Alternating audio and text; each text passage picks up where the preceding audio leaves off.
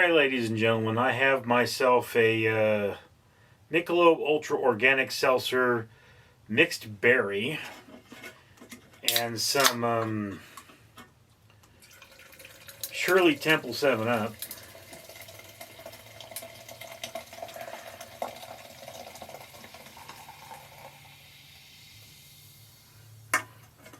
I'm going to have me a drink, and we're going to answer the psychological, philosophical question, what can grown-ups learn from children?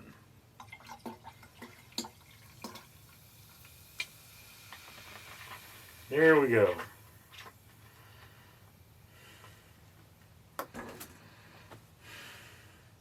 Ice is frozen to the bottom. I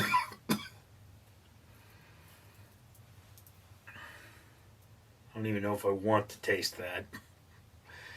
Anyway, for every 1,000 subscribers I get, I do purchase one of these bracelets from 4Ocean. 4Ocean pulls a pound of trash out of the ocean every time I do that. If you would like to do your part for a better world, comment, like, and subscribe. Now, also, I drink things in these videos because I feel it enhances them some, and because I am a food blogger, therefore I have things to drink that sit around.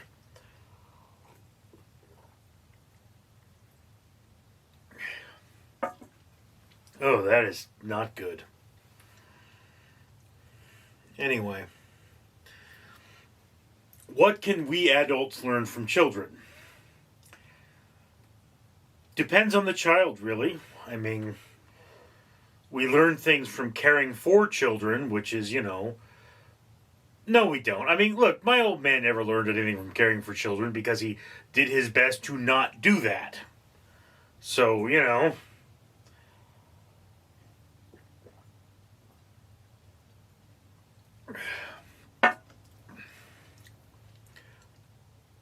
one of those basic points you have to understand is that,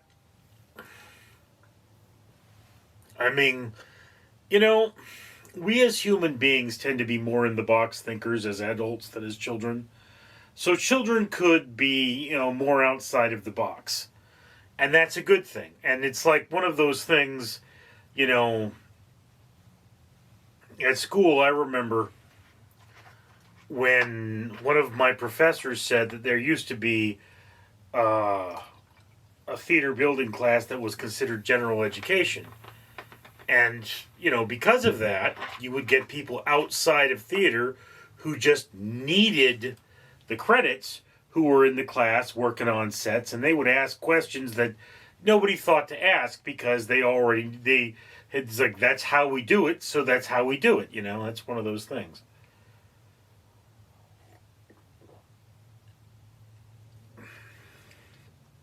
Yeah, it's a little better.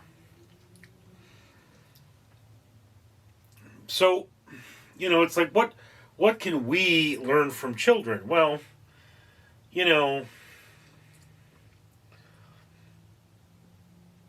sometimes you ask a child and the child gives you a clear answer.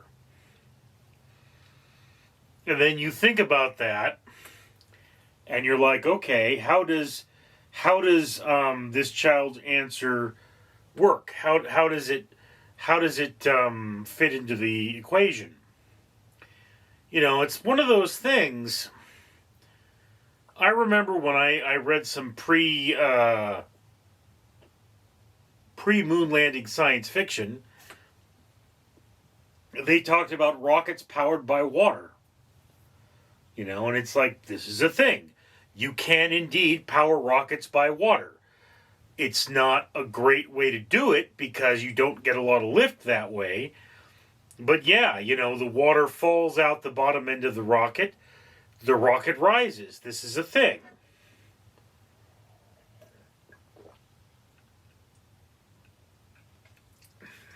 I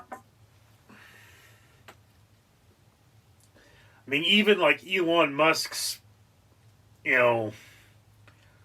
space hopper thing, those engines that, land back down, there's something a child would think of. Okay, you could reuse the parts, but we already have reusable rockets.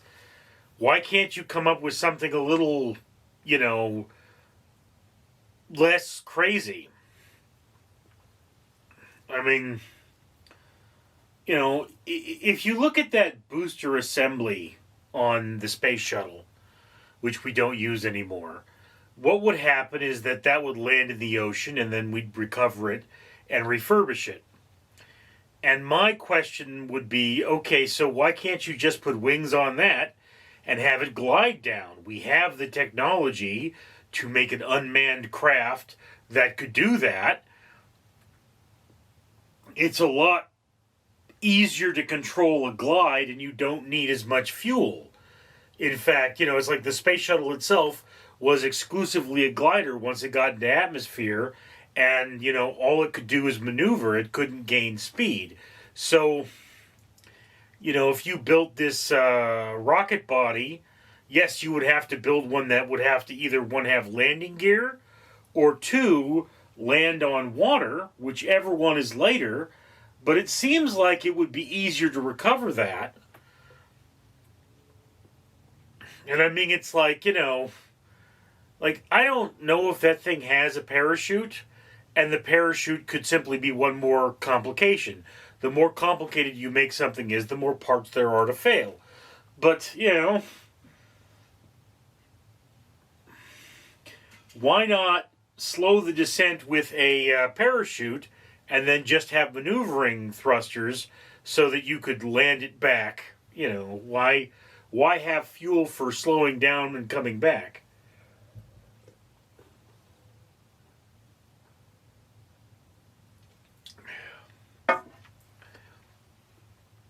I don't know.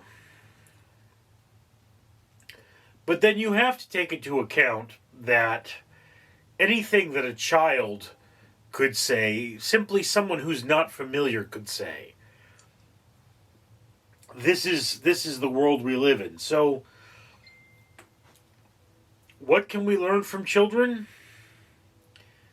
Well, we can learn that you should always keep a certain part of your mind whimsical and always be able to, change your mind and see new things and see things from a new perspective. Past that, I don't know. Thank you for sharing this moment with me. I'm Richard. Who should be commenting, liking, and subscribing? You should be commenting, liking, and subscribing. Danger Ducky says, if not you, then who?